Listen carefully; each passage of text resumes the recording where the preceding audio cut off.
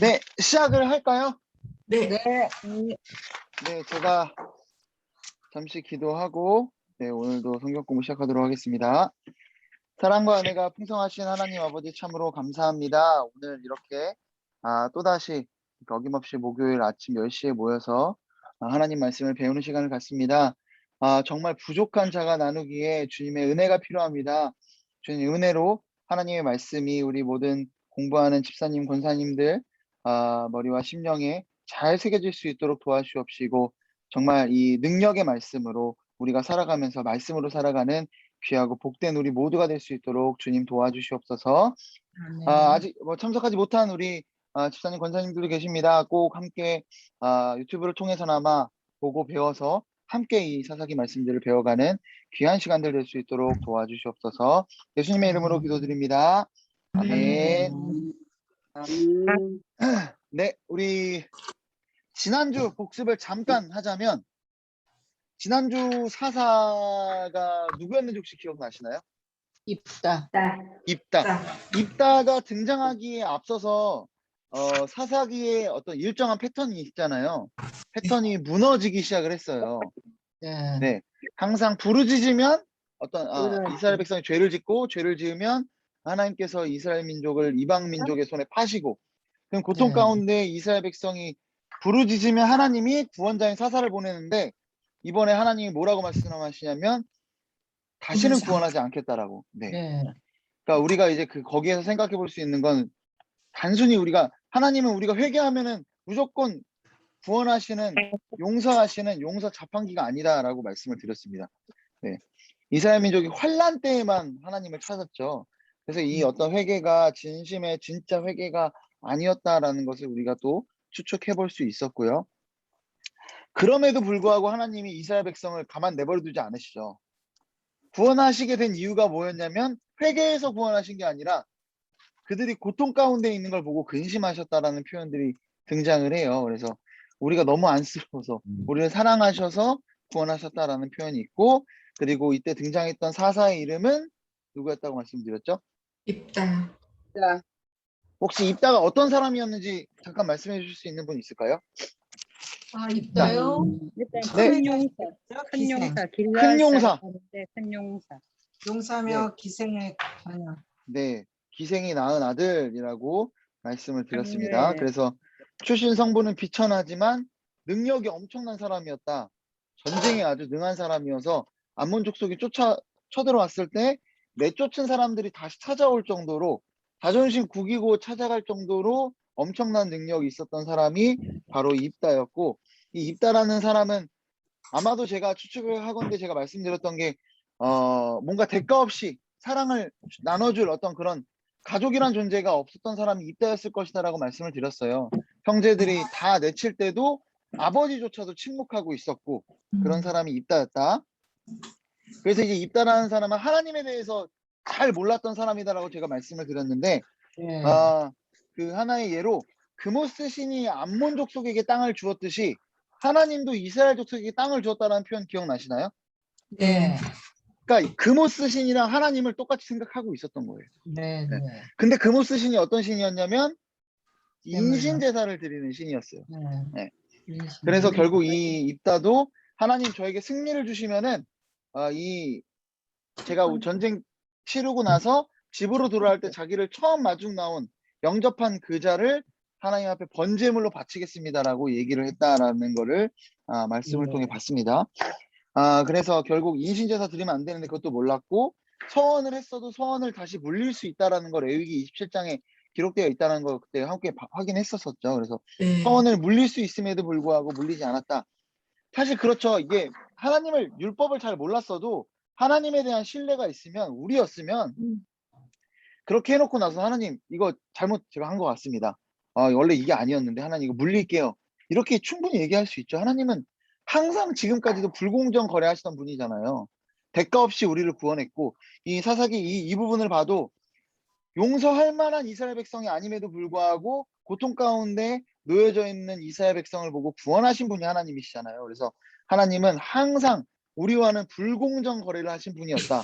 그럼에도 불구하고 입다는 자기 평생에 항상 공정거래를 했던 사람이기 때문에 항상 자기의 능력으로 자기의 것들을 취하고 자기의 능력으로 이 자리까지 올라왔던 사람이었기 때문에 이미 승리를 주신 하나님에게 자기 딸을 바치는 거를 다시 이제 취소할 수 없었다라는 거를 그렇게 말씀을 드렸습니다. 그래서 하나님에 대한 이해가 없었다. 반면에 하나님은 어떤 분이시다? 항상 우리에게 공정하지 않은 거래를 하셨던 분이다. 그냥 대가 없이 주셨던 분이다라는 것을 우리가 조금 기억하시면 좋을 것 같습니다. 네, 오늘 이제 8주차 등장하는 사사 이름이 누군지 아시죠? 네.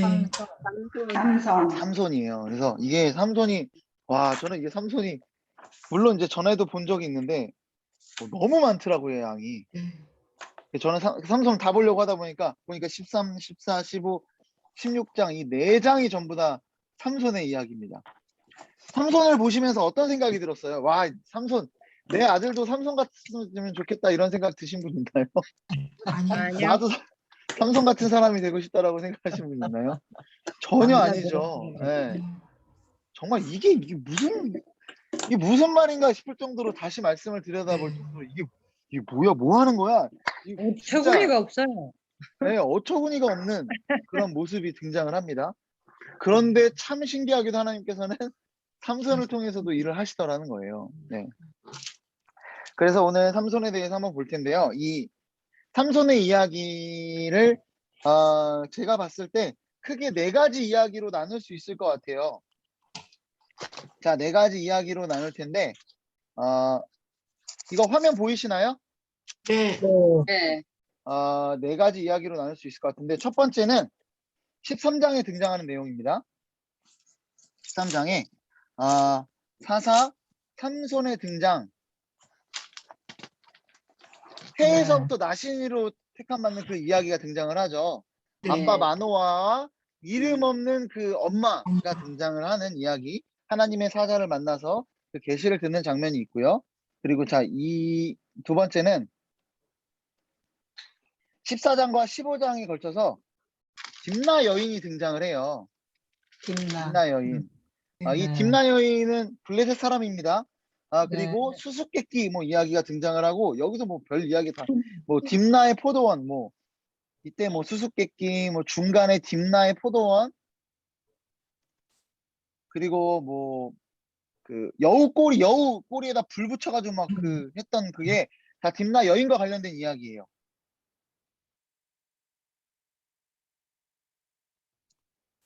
네, 이렇게 그냥 간단하게 정리를 해보면 될 것 같고요. 아이고 이거 이렇게 갑자기 오늘 못 들어오셔가지고. 네. 자, 그리고 세 번째는 뭘까요? 우리가 너무나 잘 아는 삼손하면 떠오르는 여자. 드릴라. 이게 혹시나 지금까지 삼손과 관련된 여자가 드릴라 한 명이라고 생각하셨던 분이 있다면 아마 삼손 전체를 보면 깜짝 놀라셨을 겁니다. 한 명이 아니죠. 네. 처음에 딥나 여인이 등장하고 그리고 중간에 드릴라 전에 가사에 있는 여자 하나가 또 등장을 해요. 네, 그래 이건 들릴라죠? 네, 들린다. 헷갈려요. 어렸을 때 데릴라로 배워가지고. 옛날엔 드릴라라고 그랬던 것 같아요. 네, 근데 들릴라라고 돼 있더라고요. 네. 그래서 저도 어렸을 때 기억에 그 이름이 좀 헷갈리긴 한데 어쨌든 들릴라 이야기가 있습니다. 여러분 여기 그리고 이 들릴라와 딥나 여인의 공통점이 있어요. 블레셋 사람. 이방인. 네.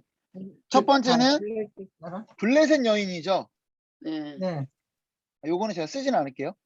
자, 첫 번째는 블레셋 여인을 이 삼손이 보기에 좋아서 그를 취하고 싶어 합니다. 전부 다 보았다라는 표현이 있어요. 뭔 얘기일까요? 예쁘다. 그냥 예뻤다는 거예요. 그게 전부였다는 거예요. 예쁘니까 가사 여인 같은 경우는 아예 그냥 성적 표현밖에 없어요. 그냥 성적인 욕망 때문에 그 여인을 취한 어떤 그런 거로 등장을 하거든요. 그냥 블레셋 여인을 욕망했고 보기에 좋았다라는 표현이 등장을 해요.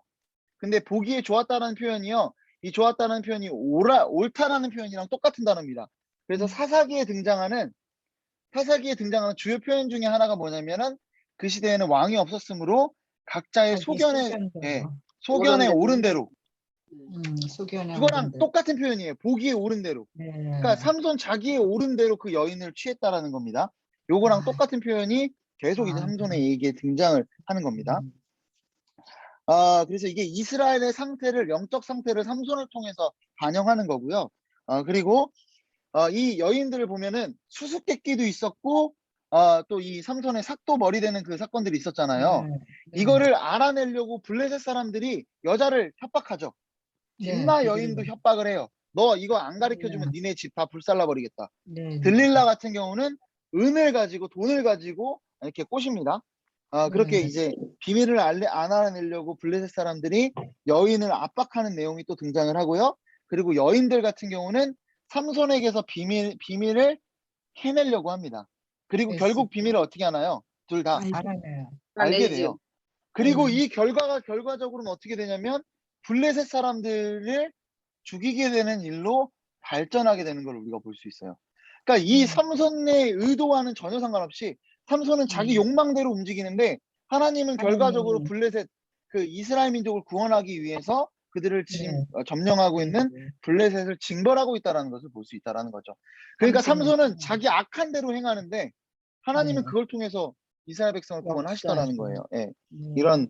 이런 그 두 이야기가, 딥나 여인과 들릴라 이야기가 알게 모르게 이렇게 공통점이 병행돼 있다라는 있고. 사실을 기억하시면 좋을 것 같고요.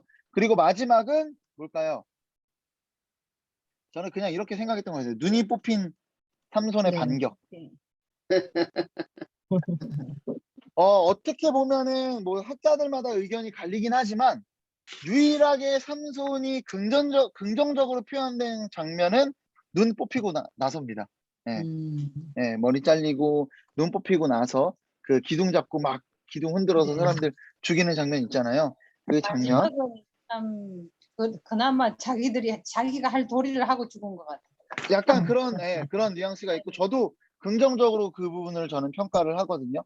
어쨌든 이런 부분이 있다라는 사실을 기억하시고 하나 우리가 한번 보도록 하겠습니다. 첫 번째 이야기는 뭐라고 그랬죠? 13장에 삼손의 등장. 네. 등장. 자, 우리 삼손의 등장을 보면은요. 우리 1절 말씀을 한번 박영수 선생님 읽어주겠어요? 13장 1절. 예? 13장 1절. 13장입니다. 13장. 네. 이스라엘 자손이 다시 여호와의 목전에 악을 행하였으므로 여호와께서 그들을 40년 동안 블레셋 사람의 손에 넘겨주시니라. 네, 아멘. 아멘. 항상 나오는 사사기에 등장하는 장면이죠. 자, 넘겨주셨어요. 자, 그럼 그 다음 뭐가 등장을 해야 됩니까? 사사 전에, 원래는. 지금 바로 사사가 생기는 장면이 있는데 부르짖음. 부르짖어야 부르짖음. 되잖아요. 네. 근데 부르짖음이 없어요. 그러니까 그러네요. 이스라엘 민족이 하나님 앞에 그래도 부르짖어야 되는데, 환란 때라도 음. 부르짖어야 되는데 여기서는요 부르짖음이 없습니다. 여호와께서 넘겨버리셨네 블레셋 사람 손에. 자, 이게 어떤 거를 의미할까요? 부르짖음이 없는데도 하나님이 구원하시는 게. 불쌍하게 여겨. 자, 이렇게 생각하시면 될 것 같아요. 구원은 네. 전적으로 하나님 편에 달려 있다라는 거예요. 오케이. 네. 네. 이제 김현주 시장님도 들어오셨네요. 네. 구원은 전적으로 하나님께 달려 있다라는 게 여기에 이제 맞아요. 있는 의미다라는 거예요. 그러니까 진짜 이 상태가 어떤 상태였냐면요. 그렇잖아요. 우리 이렇게 가끔 이렇게 전도하다 보면 구원이 필요한지도 모르는 사람들 있잖아요. 자기한테 예수님이 필요한지도. 그러니까 이 이스라엘의 상태가 완전 영적으로 완전히 눈이 가려진 상태였습니다. 여기 또 보시면 2절 말씀, 우리 2절 말씀 한번 볼까요? 2절 말씀. 2절 말씀을 우리 최명숙 권사님 한번 읽어주시면 감사하겠습니다. 2절. 누구요? 13장. 최명숙 권사님. 소라 땅의 단 지파의 가족 중에 마누아라 이름하는 자가 있더라. 그의 아내가 임신하지 못하므로 출산하지 못하더니. 아멘. 여기 보면은 마누아는 삼손 엄마 아빠 이름이 등장을 하는데 엄마 이름은 그냥 그의 여인이에요. 네. 그래서 이거는 뭘 얘기하는 거냐면은요, 의도적으로 이름을 얘기하지 않는다라는 거는 대표성을 띠게 하기 위해서라는 의견들이 있어요. 그러니까 이스라엘 민족의 지금 영적 상태라는 거예요. 그 상태가 어떤 상태다? 임신하지 못하는 상태, 생명을 내지 못하는 상태가 이스라엘 민족의 상태였다라는 겁니다. 보면은 이 상태가 어떤 상태냐면요. 지금 부르짖어야 되는데 부르짖을지도 모르고, 그리고 더 나아가서 15장 11절 말씀을 보시면은요. 어떤 일이 있냐면 이 삼손을 블레셋 사람들이 이렇게, 삼손이 우리 너무 블레셋 사람들 괴롭히니까 유다에게 쳐들어가요. 그래서 유다 사람들한테 야 그 삼손 내놔라 이렇게 이야기합니다. 그랬더니 유다가 어떻게 할까요? 삼손을 오히려 이제 블레셋에 갖다 바치려고 자신들의 구원자인 사사인 삼손을 도리어 오히려 블레셋과 삼손과 힘을 합쳐서 블레셋을 때려잡아도 그럼 할지언정 오히려 이를 그 블레셋 사람들에게 바치더라는 거예요. 어떻게 해야 되는지도 모르고 있는 상태가 이 지금 이스라엘 상태라는 겁니다. 그러니까 아예 스스로 극복할 수 없는 상태예요. 스스로 뭔가를 할 수 없는 절망적인 상태가 지금 이 이스라엘의 상태였다라는 것을 우리가 조금 기억하시면 좋을 것 같습니다. 자, 그런데 참 신기하게도 하나님의 창조의 역사는 항상 보면 어디에서 시작하냐면요. 이 불임에서부터 시작합니다. 여인의 불임에서 하나님의 창조 역사가 항상 시작되는 거죠. 네, 맞습니다. 네. 뭐 아브라함도 그렇고 아브라함. 이 족장들의 역사들을 보면 절망적인 상황에서 도리어 하나님께서 시작하신다라는 것을 우리 세례요한도 그렇고 이런 것들을 우리가 한번 좀 염두에 두고 이제 하나님이 역사하시겠구나. 그걸 통해서 뭘 보여주는 거냐면요. 절망 가운데 하나님의 역사가 시작한다라는 건 이거는 우리가 하는 게 아니라 전적으로 하나님이 하신 거다. 하나님이 주신 구원이다. 하나님이 주신 능력이다라는 것을 우리가 기억해야 된다라는 겁니다. 우리가 계속 사사기를 통해서 기억해야 한다, 하나님을 기억해야 한다라고 이야기하지만 결국에는 주제는 뭐냐면 하나님이 하신다라는 것, 하나님이 하셨다라는 것을 우리가 여기서 또 기억하시면 좋을 것 같습니다. 자, 우리 넘어가서 4절과 5절 말씀 읽어보지 않을게요. 4절과 5절 한번 눈으로 볼까요? 13장 4절 5절 뭐 얘기하는 거죠? 나시린. 나시린이죠. 네, 나시린이죠. 자, 나시린은 뭐 해야 되는지 우리 좀 알고 있을 텐데 네. 신명기 6장의 나시린의 규례에 대해서 기록하고 있는데요. 거기 기록되어 있는 게 뭘까요?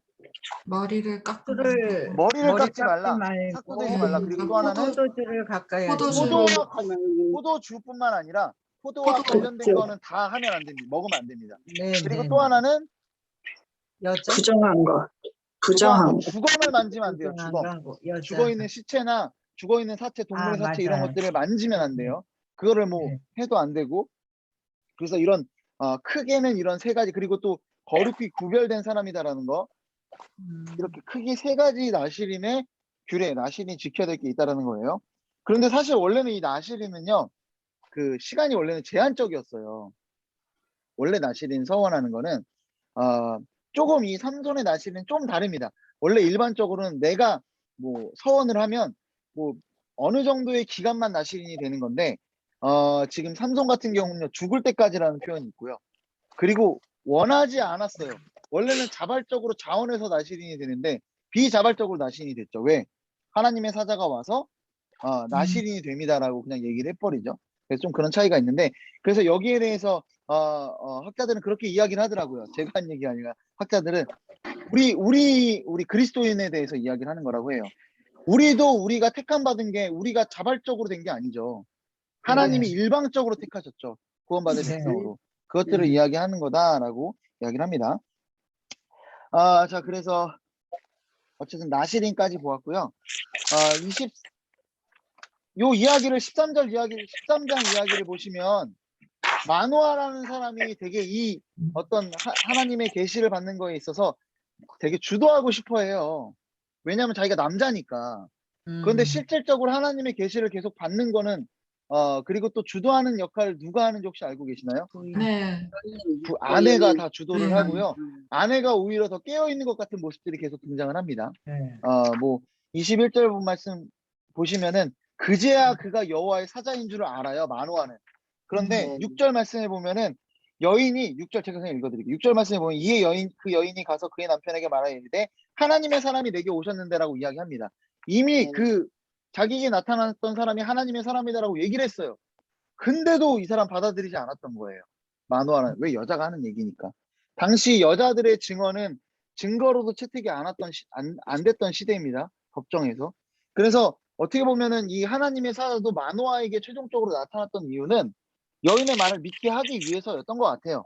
네, 그렇게 보는 그 학자들도 있고요. 그래서 어쨌든 이렇게 여인이 훨씬 더, 그리고 이제 막 하나님 22절 말씀도 보면은 우리가 하나님의 보았으니 반드시 죽으리로다 하니 라고 이야기하니까 그의 아내가 아니다. 지금 보면은 여호와께서 우리를 죽이려고 하셨으면은 우리가 드렸던 번제나 소제를 받으셨을 리가 없다. 걱정하지 마십시오라고 남편을 이렇게 하이르는 오히려 이런 장면들이 등장을 합니다. 여인이 주도하고 있는 걸 볼 수 있고, 이거는 어떻게 보면 앞으로 삼손의 이야기에 있어서 결정적인 역할들을 누가 한다라는 이야기입니까? 여자가. 여인들이 하게 된다. 거의. 실제로 보면은 성경에서 남자들이 막 많이 나오는 것 같긴 하지만요. 나중에 이게 열왕기나 그 역대기에 보면은 왕들의 이야기에서도 누가 중요할까요? 실제로 여자들이. 여자. 엄마들이, 여자들이 엄마. 되게 중요하게 등장을 해요. 그래서 엄마가 누구인지에 대한 표현이 등장을 합니다. 왕에 대해서. 예. 네. 네. 이방 여인일 경우에는 그 왕이 다 무너져요. 그냥 그대로. 그래서 실질적으로 사실 그랬을 것 같아요. 이 왕이 자녀를 낳으면 이 아들에 대한 교육을, 당시 자녀도 엄청 많았을 거 아니에요. 왕이 또 바쁘기도 하고. 그래서 이 자식에 대한 교육 같은 경우는 제가 봤을 때는 전적으로 거의 이 엄마의 역할이지 않았을까. 그래서 이 네. 엄마의, 여인의 역할이 굉장히 중요한 부분들을 차지하지 않았을까. 그래서 이 여인들의 역할이 굉장히 중요했다라는 것을 우리가 좀 알 수 있을 것 같아요. 사실상 구원의 시작적인 측면에서도 보면은 이 출애굽, 그러니까 구원을 예표하는 출애굽 사건이 구원을 예표하잖아요. 출애굽 때에서도 그 시작은 누구로부터 시작됩니까? 여인으로부터 시작이 돼요.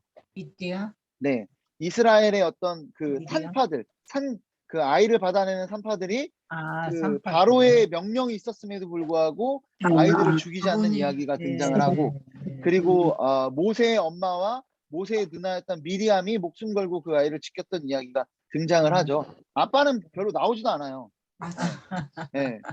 그리고 또 구원의 그 부활의 역사가 이후에 부활하고 나서 부활을 첫 번째로 목격한 사람도 여인들이었다라는 것. 네. 네. 결국 그 구원의 음. 시작과 이런 마무리들을 보면은 항상 하나님께서는 시대는 그 여인들을 굉장히 비천하게 여겼지만 하나님은 항상 여인들을 통해서 그 모든 것들을 이뤄 가셨다라는 것을 우리가 조금 말씀을 통해서 볼 수 있는 것 같습니다. 자, 어쨌든 삼손의 이야기도 이 여인들을 중심으로 흘러간다. 이 삼손이란 사람도 결국은 여자를 잘못 만나서 이렇게 됐다라는 것을 우리가 볼 수 있죠. 자, 이제 두 번째 이야기로 넘어갑니다. 14장과 15장에 딥나 여인과 그 이야기가 등장을 합니다. 우리 1절 말씀을 그래도 한번 읽어볼 필요가 있을 것 같아요. 1절, 원수영 권사님 1절과 2절까지 한번 읽어보시겠어요? 1절과 2절. 삼손이 딥나에 내려가서 거기서 블레셋 사람의 딸들 중에서 한 여자를 보고 올라와서 자기 부모에게 말하여 이르되 내가 딥나에서 블레셋 사람의 딸들 중에서 한 여자를 보았사오니 이제 그를 맞이하여 내 아내로 삼게 하소서 하매. 자, 그리고 3절 말씀도 한번 읽어주시면 감사하겠습니다. 3절. 그의 부모가 그에게 갑자기 음속을 하셨어요. 소리가 안 나오네. 권사님 갑자기 음속을 하셨는데, 네, 3절 지금 다 보고 계시죠? 네.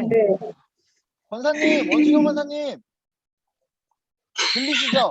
갑자기 음소거 되셔가지고. 네. 네, 제 3절 말씀, 어쨌든 여기 내용이 보면은 1절과 2절에 요런 표현이 있어요. 1절 마지막에 두 글자 뭔가요? 여자를 보고. 자, 2절에서도 비슷한 그 동사가 하나 나옵니다. 네. 보았사오니. 자, 보았사오니. 보았다라는 거예요. 그래서 그 여자를 좋았다라고 하는데 7절 말씀 제가 읽어드릴게요. 7절. 그가 내려가서 그 여자와 말하니 그 여자가 삼손의 눈에 들었더라. 여기서 눈에 들었더라라는 표현이요. 이 들었다라는 표현이 야샤르라고 해서 각자의 소견에 옳은 대로라는 그 옳은 대로, 옳다라는 표현이랑 같은 네. 단어입니다. 네. 그러니까 눈에 옳은 대로 자기가 그 여자를 취했다라는 거예요. 그러니까 이 자기 눈에 보기 좋은 대로, 여러분 우리가 살아가는 데 있어서 요즘 시대가 참 그렇죠. 각자 생각에 옳은 대로 정말 가치관이 자기 마음대로 휙휙 변해가는 그런 시대인 것 같습니다. 자, 그런데 우리는 누구 옳은 대로 살아가야 되죠? 누구 눈에 옳은 대로? 하나님 눈에 옳은 하나님이 대로. 옳은. 예. 그래서 이 부분에 있어서 우리가 이 표현을 우리가 좀 기억할 필요가 있을 것 같아요. 삼손의 눈에 옳은 대로 여자를 취했다라는 거. 그리고 보면은 3절 말씀에도 보면은 아버지가 막 얘기를 하잖아요. 너 할례 받지 않은 백성이랑 아내를 맞으면 안 된다. 그랬더니 삼손이 어떻게 합니까? 그 말을 잘 듣나요? 아니요. 그렇죠. 안 됐습니다. 여러분 이 구약의 율법에 따르면 부모를 공경하지 않거나 부모를 뭐 이렇게 부모님 말씀을 잘 안 들으면은 어떤 경우에는 돌로 쳐 죽이라는. 네. 그러니까 당시에 부모님의 권위에 순종하지 않는 거는, 지금은 뭐 다들 그렇잖아요. 지금은 부모님의 권위에 순종하지 않는 것이 이 시대는 당연한 것처럼 되어버렸는데, 이 당시에는 특히나 유대 사회에서 부모님 말씀을 듣지 않는다라는 거는 정말 말도 안 되는 겁니다. 네. 당시에 쉽지 않은. 그러니까 진짜 자기 자신이 왕인 거예요. 삼손은 자기 멋대로 사는 사람이 삼손이었다라는 것을 여기 지금 반영하고 있다라는 것을 우리가 조금 생각을 하면 좋을 것 같습니다. 자, 그런데 이 딥나 여인의 이야기 중에 갑자기 한 가지 이야기가 중간에 불쑥 나와요. 그 이야기가 뭘까요? 5절에 등장하는 딥나의 포도원 이야기입니다. 우리가 이거 제가 이제 구조를 잠깐 설명을 해드릴게요. 자, 이제 딥나의 포도원에 가서 사자를 찢어 죽이고, 나중에 거기 찢어 죽인 사자의 거기에서 이제 그 꿀을 가져다가 자기도 먹고 엄마 아빠도 나눠 먹는 그 이야기, 우리가 잘 아는 이야기인데, 여기 보시면은 딥나의 포도원 이야기가 5절 6절에 등장을 하고요. 부모에게 알리지 않았다라는 그 표현이 등장을 하죠. 그 이야기가 등장하고, 갑자기 7절에 뭐가 등장을 하죠? 그래. 여자 본 거. 여자 보고 눈에 옳은 대로 행했다라는 표현이 등장을 합니다. 네. 그리고 나서 8절과 9절 말씀 보면 다시 포도원 이야기가 등장을 해요. 그렇죠? 자, 요거를 제가 한번 보여드릴게요. 어떤 건지. 자, 요거 이게 구조적으로 혹시 들어보신 적 있는지 모르겠는데 샌드위치 구조라고 해요. 네. 그래서 여기 보시면 처음에 포도원 이야기가 등장을 하죠. 네. 그리고 그 다음에 어떤 이야기가 등장합니까? 7절 말씀. 근데 이 7절 말씀 아까 제가 여자예요. 이야기 드렸는데 눈에 여자를 눈에 보기에 옳은 대로 행하였더라. 그 소견에 옳은 대로 행하였더라. 그렇게 생각을 하시면 좋을 것 같아요. 이 이야기는 보기에. 컴퓨터가 느는지.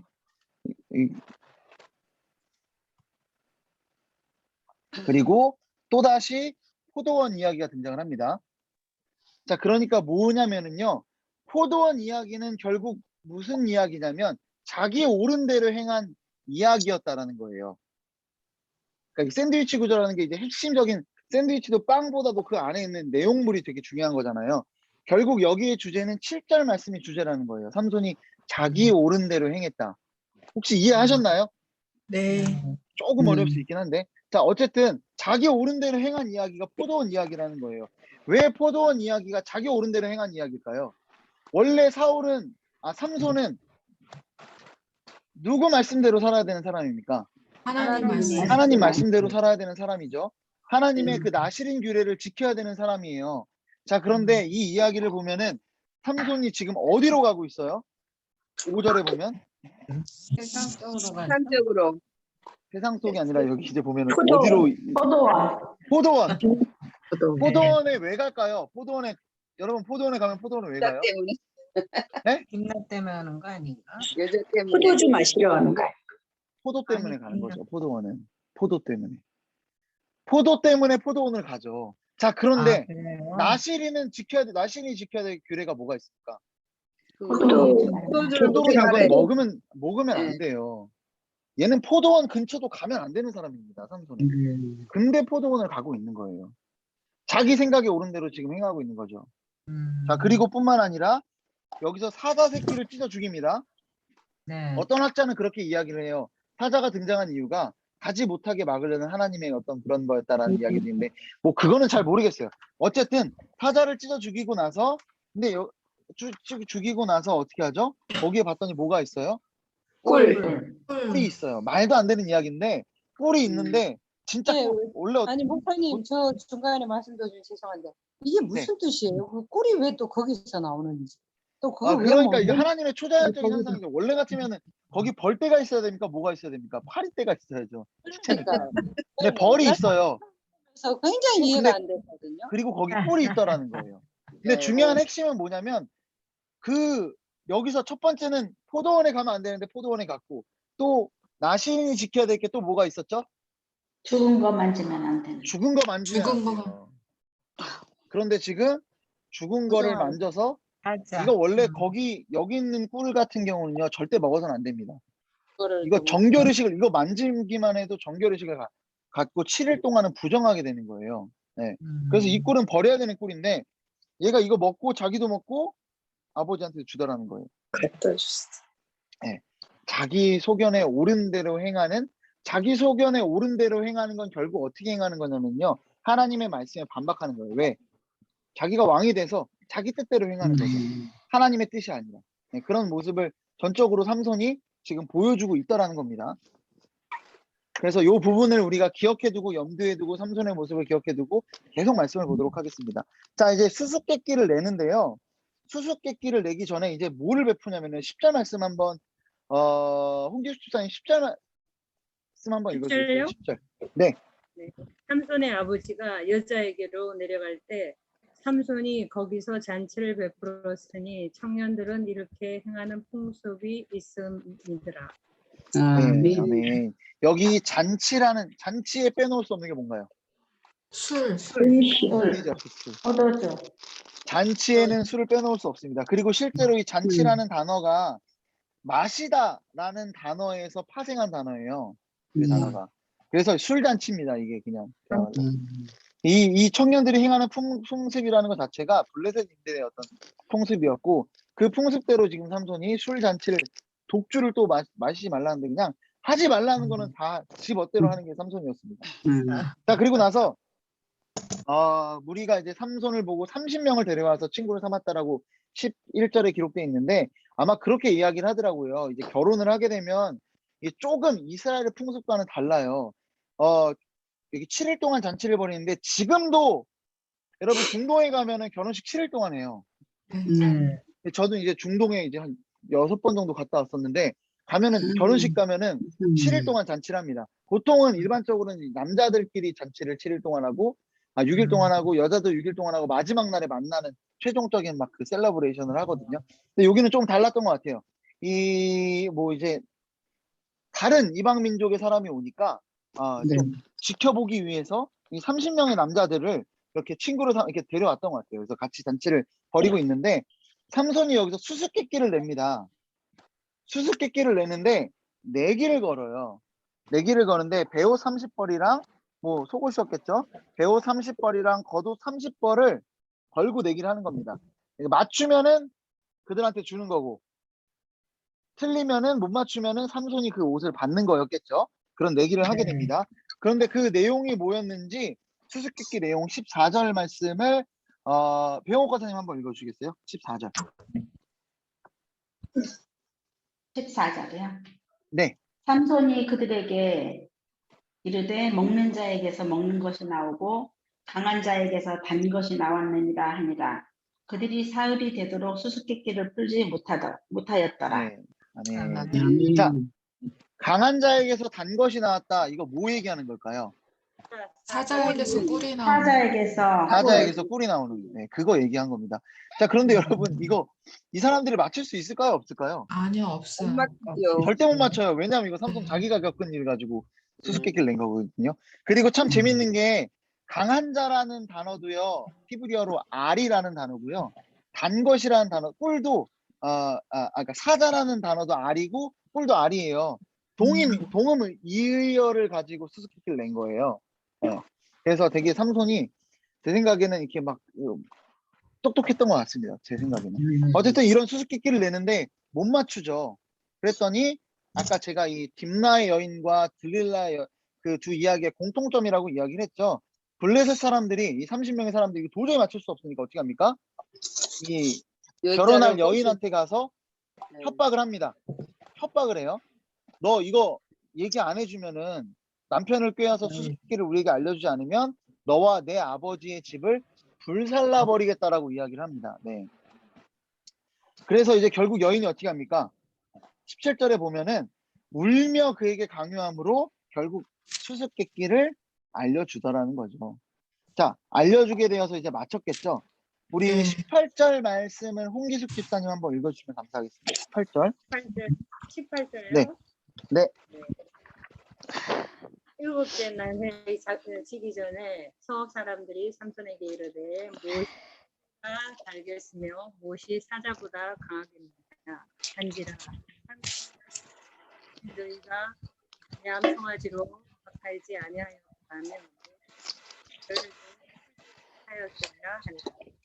아멘. 네, 조금 잘 안 들리긴 했지만 여기 보면은 결국 답을 이야기하죠. 그런데 여기서 삼손이 하는 얘기가 너희가 내 암송아지로 밭갈지 아니하였더라면 이게 뭔 얘기일까요? 내 암송아지. 그 와- 여자를 아내를 네, 협박하지 맞습니다. 아니하였다면 이거 그 자기 아내를 축구 암송. 세우는 말인 것 같으세요? 아니면 경멸하는 말인 것 같으세요? 경멸하는 거. 경멸하는 말. 네, 경멸하는 말이에요. 내 암송아지로 너희들 이렇게 했으니까 알게 된 거지. 너희들 절대로 풀 수 없는 수수께끼다라고 이야기를 하는 거죠. 애초에 풀 수 없는 수수께끼를 냈으니까요.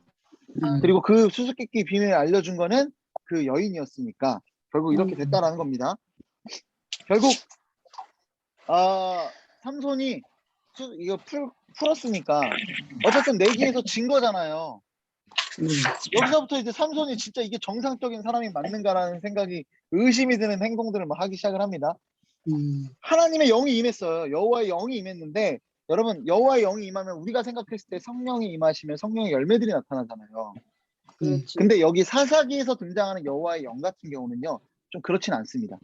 앞서도 우리가 몇 번 봤지만 어떤 군사적인 어떤 그런 능력에 제한적으로 은사적으로만 작동을 해요. 네. 하나님의 은사로만 작동을 하더라는 겁니다. 어쨌든 이 하나님의 영이 임하니까 삼손이 어떻게 하냐면은 블레셋 사람들 30명을 어떻게 해요? 죽이고 예, 쳐 죽여서 그들의 배옷과 겉옷을 노략해서 내기에서 졌으니까 그 30명한테 내기했던 그 30명한테 그 옷을 줍니다. 말도 안 되는 짓을 벌이죠. 그리고 결혼식이었는데 갑자기 벼랑간 자기 집으로 가버려요. 네. 여자는 내팽개치고. 그러니까 이 장인어른 될 사람과 여인도 좀 당황스러웠겠죠. 그래서 20절 말씀해 보면 어떻게 합니까? 삼손 삼손의 친구. 아내는 삼손 친구였던 그 친구에게 아마도 친구라는 표현이 있긴 한데 당시 잔치할 때 있었던 블레셋 사람이었을 블레셋 가능성이 사람. 높습니다. 네, 그런 블레셋 사람에게 줘버린 겁니다. 자, 그런데 갑자기 이제 우리 15장으로 넘어가 보도록 할게요. 삼손이 염소 새끼를 가지고 옵니다. 뭐 선물이었겠죠. 뭐 아니면은 뭐 장인어른한테 드리는 어떤 그런 거였을지 모르겠는데 그리고 그걸 가지고 아내에게로 찾아갑니다. 그런데 어떤 상황이 된 겁니까? 2절 말씀을 보면은 네, 내가 그를 심히 미워하는 줄 알고 그를 내 친구에게 주었노라 라고 이야기를 합니다. 그래도 이 장인어른 될 사람이 나름 그래도 현명했던 사람이 아닐까 싶은 게 그의 동생에 대해서 그 동생을 이렇게 오히려 이렇게 들이밀면서 그의 동생이 그보다 더 아름답지 아니하냐 그의 동생을 아내로 맞이하라 라고 그렇게 이야기를 하더라는 거죠. 자, 이 이야기를 들으면은 보통 어떤 반응을 해야 될까요? 기분 나쁘지. 뭐 기분 나쁘죠. 네. 물론 아무리 그렇게 했을지라도. 근데 이 여인의 입장도 이해가 되죠. 결혼식 끝났는데 생각이 안 나네요. 가버렸어. 네. 가버렸어. 그러니까 결혼식 치르고 이제 첫날 밤을 치러야 되는 상황인데 그냥 집으로 가버린 어떤 이런 모습들을 보면은 참 말도 안 되는 거죠. 여인의 입장에서도 말도 안 되는 그런 상황이었습니다. 자, 그런데 삼손이 갑자기 어떤 일을 벌이는지 4절 말씀을 보시면은 여우 300마리를 붙들어 가지고요. 꼬리와 꼬리를 맵니다. 이게 뭔 얘기냐면 여우 2마리를 잡고 여우 꼬리에다 어떻게든 불을 붙인 네, 꼬리끼리 이렇게 묶어가지고 네. 여기다 불을 붙인 거예요. 네. 여우 300마리를 그냥 가서 잡은 걸 생포한 거를 보면은 삼손이 대단했던 사람인 것 같아요. 그게 개 한 마리 잡는 것도 쉽지 않은데 그냥 막 밖에서 화살로 쏘 죽인 것도 아니고 아마 가서 이렇게 잡았는데 달리기도 빨랐던 것 같아요. 어쨌든 이 300마리를 잡아서 여기 이렇게 꼬리를 매가지고 불을 붙이니까 어떻게 돼요? 이 여우들이 막 아, 뛰돌아다니면서 네, 네. 블레셋 사람들의 곡식을 다 태워버린 겁니다. 300마리가 이제 뭐 150팀으로 뛰어다녔겠죠. 그래서 엄청난 여기 보면 곡식과 포도원과 감람나무들을 5절에 보시면 타른지라라고 기록되어 있습니다. 자, 그런데 이 불똥이 또 어디로 튈까요? 블레셋 사람들한테. 블레셋 네, 이거 블레셋 사람들한테 튀었는데 블레셋 사람들의 이 분노가 어디로 또 튀냐면 자신의 이게 진짜 아내하고 장인. 네, 정상적인 이야기인지 모르겠어요. 여기 보면 결국 블레셋 사람들이 화가 나서 그러면 삼손한테 가야 되는데 삼손한테 안 가고 누구한테 간다라는 거예요? 이 딥나의 여인한테 가요. 참 아이러니하게도 딥나의 여인을 협박했을 때 뭐로 협박했죠? 옷 수수께끼 안 알려주면은 너와 내 집을 다 불태워버리겠다라고 했죠. 그리고 실제로 그렇게 해버립니다. 예, 이 여인과 그의 아버지를 불로 태워 죽이는 그런 일이 벌어지더라는 겁니다. 이야기를 이제 삼손이 듣고 또 열이 받습니다. 7절에 보시면 내가 너에게 원수를 갚아야 말리라 라고 이렇게 이야기를 하죠. 그래서 이제 블레셋 사람들을 죽이려고 이제 에담 바위 틈에 머무는데 블레셋 사람들이 이제 어떤 일을 취하는지 우리 9절 말씀을 한번 신영선 집사님 읽어주시면 감사하겠습니다. 이에 블레셋 사람들이 올라와 유다에 진을 치고 레이에 가득한지라. 아멘. 네. 아멘. 자, 이제 이게 뭐냐면은 삼손을 직접 건드리는 게 아니라 유다 사람들한테 가서 지금 모든 이스라엘 민족을 블레셋이 지배하고 있었던 상황입니다. 그러니까 이제 유다 사람들한테 가서 야, 삼손 내놔라 라고 그렇게 이야기를 하는 거죠. 자, 이제 그랬더니 유다가 도리어 어떻게 합니까? 우리 11절 말씀도 이광자 권사님 한번 11절 읽어주시면 감사하겠습니다. 11절이요. 유다 사람 3,000명이 에단 바위 틈에 내려가서 삼손에게 이르되 너는 블레셋 사람이 우리를 다스리는 줄을 알지 못하느냐? 네가 어찌하여 우리에게 이같이 행하였느냐? 하니 삼손이 그들에게 이르되 그들이 내게 행한 대로 나도 그들에게 행하였노라 하니라. 아멘. 유다 사람들이 도리어 이제 삼손한테 너 왜 그랬냐라고 하죠. 그래서 결국에는 삼손이요 스스로 결박돼서 블레셋 사람들에게 갑니다. 그런데 이 결박된 게 의미가 있었을까요? 없었을까요? 없지요. 없었어요. 이거 나중에 14절에 보면 하나님의 영이 임하니까 이 밧줄이 이제 막 불에 타면 그냥 확 풀어져 버리고 여기서 15절 말씀에 보면은 뭘 가지고 사람들 1,000명을 죽입니까? 나귀의 뼈. 나귀의 네, 뼈. 새턱뼈. 이 새턱뼈라는 거는요, 새턱뼈가 새 거라는 거예요. 죽은 지 얼마 안 됐다라는 걸 이야기하는 겁니다. 네. 그래서 아직 마르지 않은 턱뼈라고 이야기를 해요. 그래서 주검을 또 만진 거예요.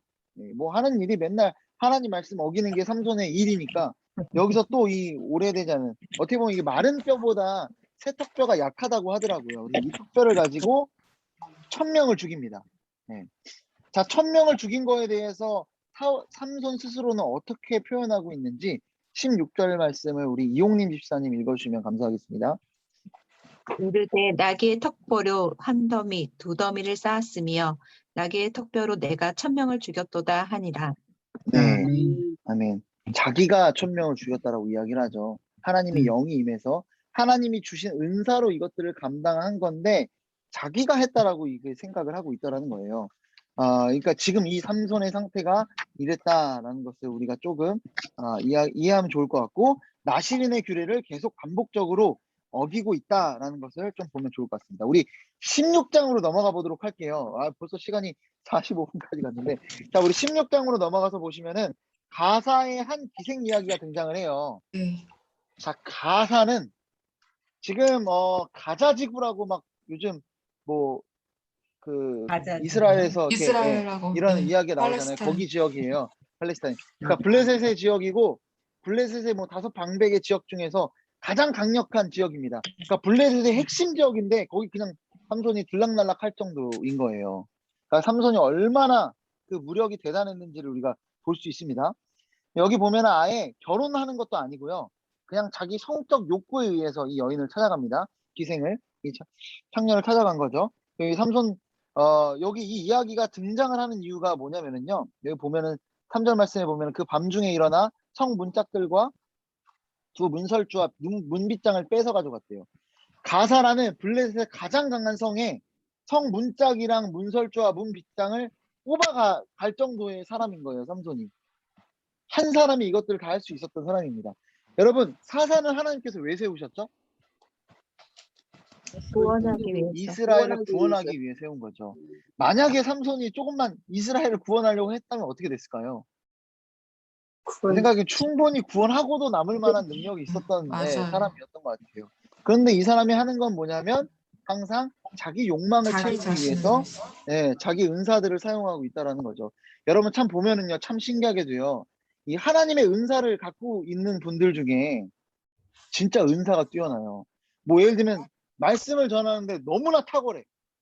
어떤 분은 막 치유의 은사가 있어.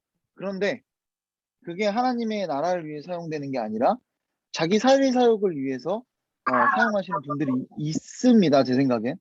그리고 실제로 그게 하나님의 은사인 경우도 있어요. 오늘 삼손의 어떤 이야기처럼. 네. 그러니까 이게 뭐 거짓이 아니라 진짜 하나님의 은사가 작동하는 경우도 있다라는 거예요. 하나님이 주신 그 선물을 어떻게 사용하느냐가 되게 중요하다는 거죠.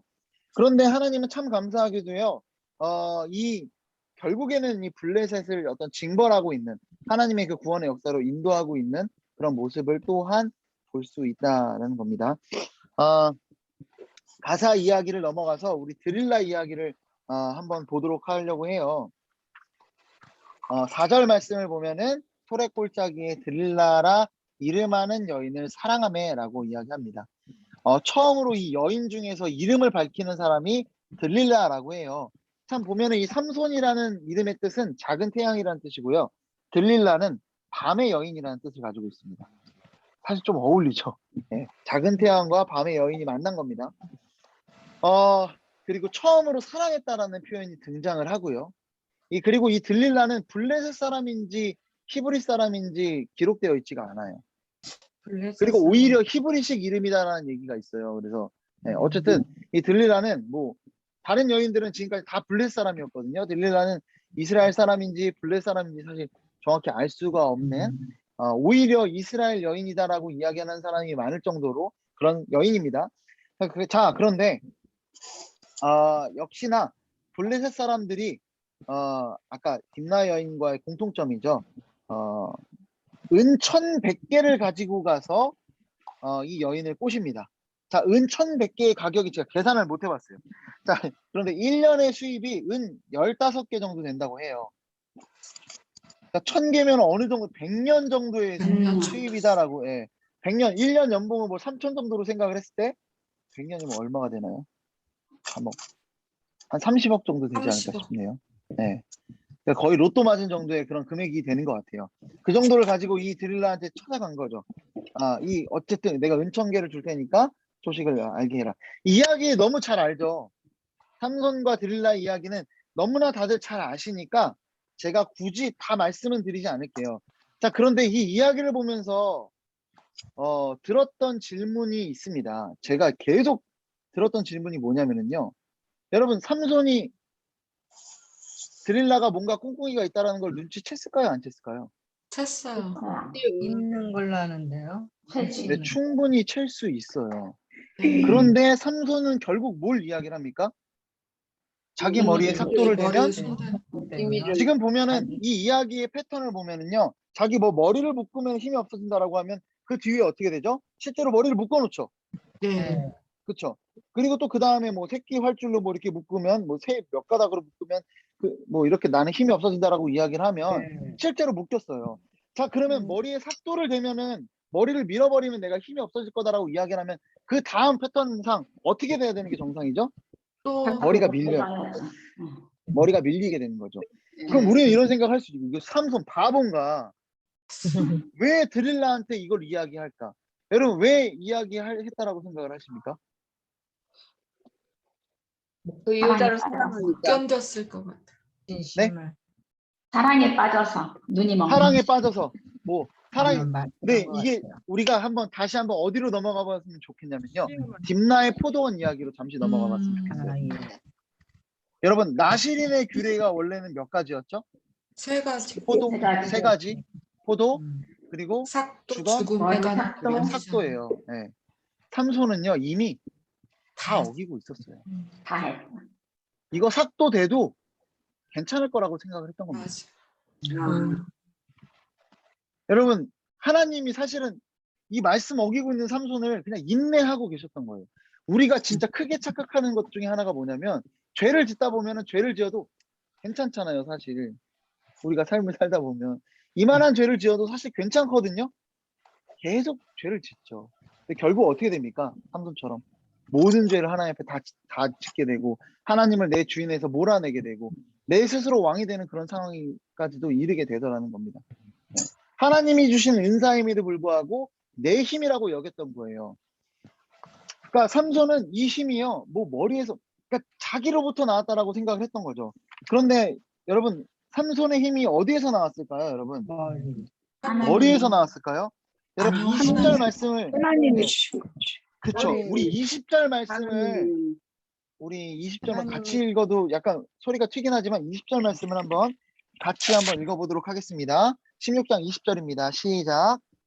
들라가 이르되 이르되 삼손이여 블레셋 블레셋 사람이 당신에게 당신에게 들이닥쳤느니라 들이닥쳤느니라 하니, 하니 삼손이 잠을 깨며 이르기를 내가 내가 전과 같이 나가서 우물 떨치리라 떨치리라 하였으나 하였으나 여호와께서 여호와께서 이미 자기를 떠나신 줄을 깨닫지 못하였더라.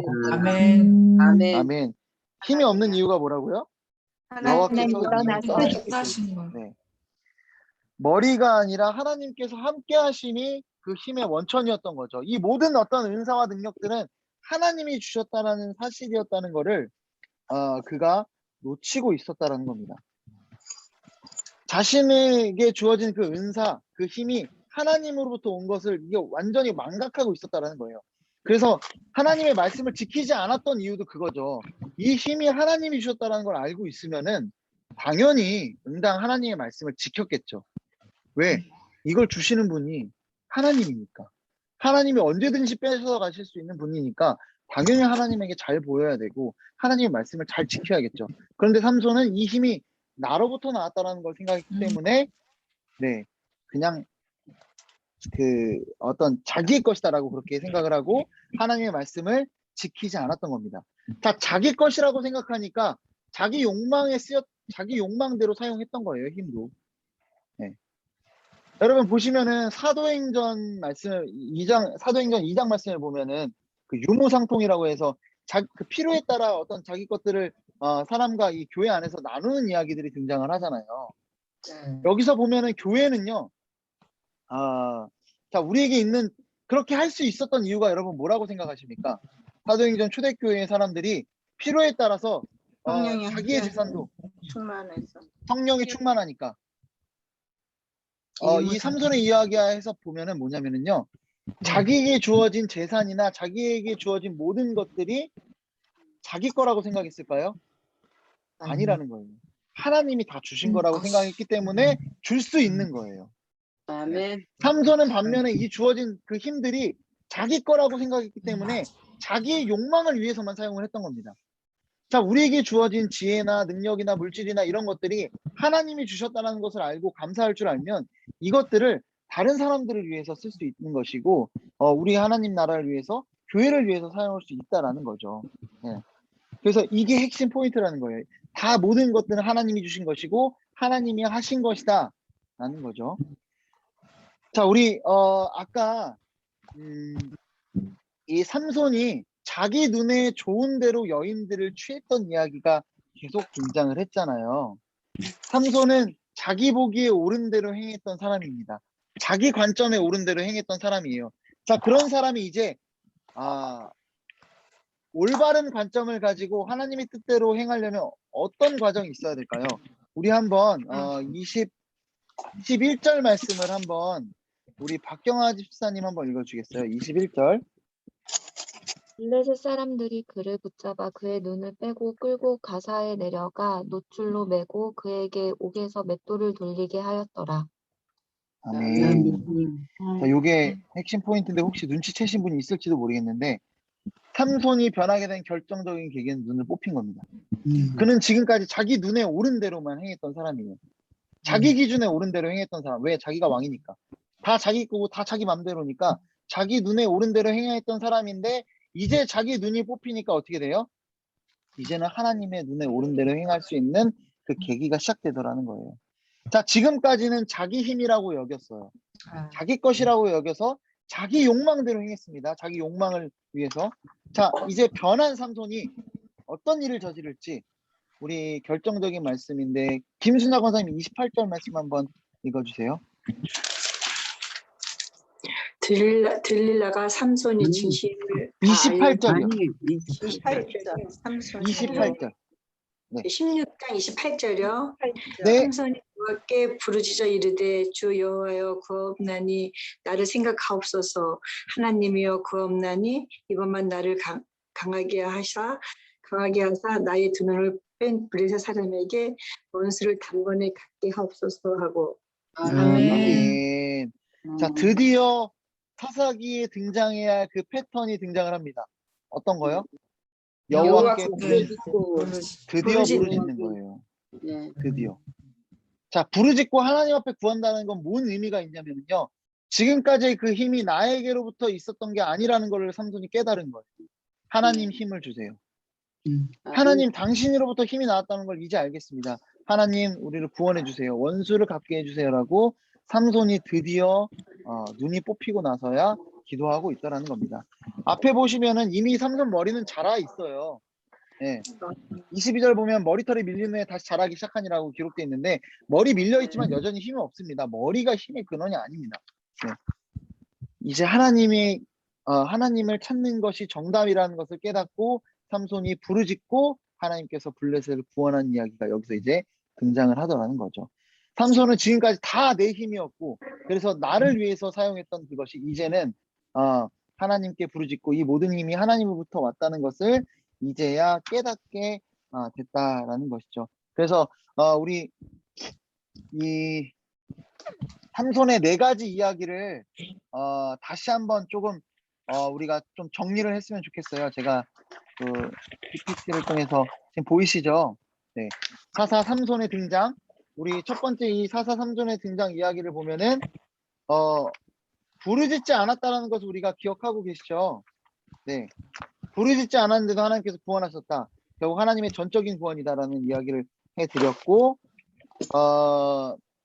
딥나의 여인 이야기들을 우리가 좀 그냥 살펴보시면 될 것 같아요. 그리고 16장에 드릴라 계속 하나님의 영이 임하여 뭐 이런 이야기들을 우리가 그냥 소견에 오른 대로 여인들을 취했던 삼손의 이야기, 그리고 마지막에는 눈이 뽑히자 삼손이 하나님 앞에 구해서 하나님을 찾고 하나님의 역사, 구원의 역사를 보게 되었다라는 것을 우리가 살펴보면 좋을 것 같습니다. 시간을 막 정신없이 해서 11시에 마쳤습니다. 혹시 좀 이 내용에 대해서 질문이 있으시면은 제가 너무나 본문이 길다 보니까 그래도 다 삼손의 이야기를 살펴봤으면 해서 정신없이 달려왔는데 혹시나 조금 이해가 안 된 부분이 있으면 질문해 주시면 좋을 것 같아요. 아니 근데 목사님 이해가 안 됐다는 것보다 좀 약간 네. 약간 좀 게 21장 그 16장 21절에 그 왜 눈을 네. 빼고 맷돌을 돌리게 했대잖아요. 삼손에게서. 네. 근데 그 맷돌을 돌리게 했다는 뜻이 그게 의미가 따로 또 뭐 있는 거예요? 뭐 맷돌을 돌리게 했다라는 것이, 그러니까 이게 일종의, 저도 그 의미에 대해서는 이렇게 자세히 찾아보지는 저도 잘 못해서, 근데 이 맷돌을 돌리게 했다라는 게 사실은 원래 가축이 하는 일이잖아요. 어떻게 보면 죄수들한테. 비천해진 어떤 죄수들이나 뭐 가축들이 했던 그런 일들을 굉장히 어떻게 보면 삼손이라는 사람이 블레셋이 건들지도 못하는. 밀을 갈기 위해서 맷돌을 그때 노예들이나 죄수들한테 돌리겠다는 거 제가 알고 있거든요. 그래서 아마 갇힌 삼손이 아마 그 역할을 했던 것 같아요. 죄수이니까 그 밀을 갈기 네네네. 위해서. 그러니까 굉장히 비천한 일을 시켰다라는 어떤 그런 표현이라고 보시면 되고, 삼손이라는 사람이 지금까지 보면은 블레셋이 건들지도 못했어요. 삼손을 치지 못하고 그냥 유다한테 가가지고 삼손 내놔라고 이야기하고, 괜히 딥나의 여인한테 해코지하고, 예, 그러니까 삼손을 블레셋 사람들이 건들지를 못할 그만큼 이렇게 범접할 수 없는 그런 존재였는데, 이제 완전히 이게 자기들 손아귀에 오니까 아예 정말 비천하게 눈도 뽑아버리고 이렇게 어떤 노예나 가축들이 하는 그런 비천한 일을 어떻게 시키고 있었다라고 이렇게 이 정도로 생각을 하시면 좋을 것 같습니다. 차례를 시켰다 이 뜻이구나. 네. 그리고 목사님, 네. 여기 삼손의 뜻은 아까 작은 태양이라고 드리려는 밤에 뭐라 하셨죠? 그걸 잃어버렸어요. 밤의 여인 뭐 이런 뜻이 있다고. 밤의 여인. 달의 여인. 네네네. 밤의 달의 여인. 여인, 밤의 아, 여인. 달? 그러니까 밤과 관련된. 밤. 네네. 태양이고 저건 밤이고 이런 어떤 근데 상대적인 죄송한데요, 목사님. 제가 성경을 읽다 보니까 네네. 14장 4절이 저는 이 뜻을 잘 모르겠더라고요, 제가. 14장 4절이요. 네네.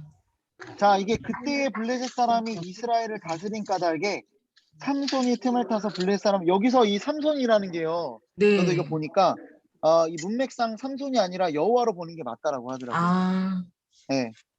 그러니까 삼손의 의도는 지금 전혀 그게 아닌데, 하나님께서는 이 틈을 통해서 블레셋 사람을 치료하고 하였다라는 거예요. 그러니까 이게 약간 번역상의 어떤 그런 부분이 있다고 하더라고요. 그러니까 이 지금 14장 4절 같은 경우 삼손은 여호와로 보는 것이 문맥상 맞다라고 합니다. 네. 그러니까 어떤 이런 삼손의 일들을 보면 전혀 삼손의 의도와는 상관없이 하나님이 블레셋을 치는 것들을 우리가 볼 수 있죠. 하나님의 구원의 방식이 참 악한 사람들을 통해서도 하나님 역사하시는 것 같아요. 네. 감사합니다. 그리고 뭐 네. 또 질문 있으시면, 그래도 다 본문에 읽어 오셨네요. 네. 네. 그리고 아까도 말씀드렸지만 여호와의 영이 임하는 것에 대해서 이 사사기는 좀 제한적이다라는 거를 말씀을 드릴게요. 그러니까 우리가 뭐 성령이 임하는 어떤 그런 역사와는 좀 다릅니다. 성령이 임하고 성령 충만은 하나님 말씀대로 살아가는, 그게 성령 충만함이잖아요. 하나님의 말씀대로 이끌림 받는 그 삶이. 근데 전혀 여기는 그렇지 않아요. 그냥 힘과 은사만 부어지는 그런 것들이다라고 생각을 하시면 좋을 것 같아요. 또 질문이 있으실까요?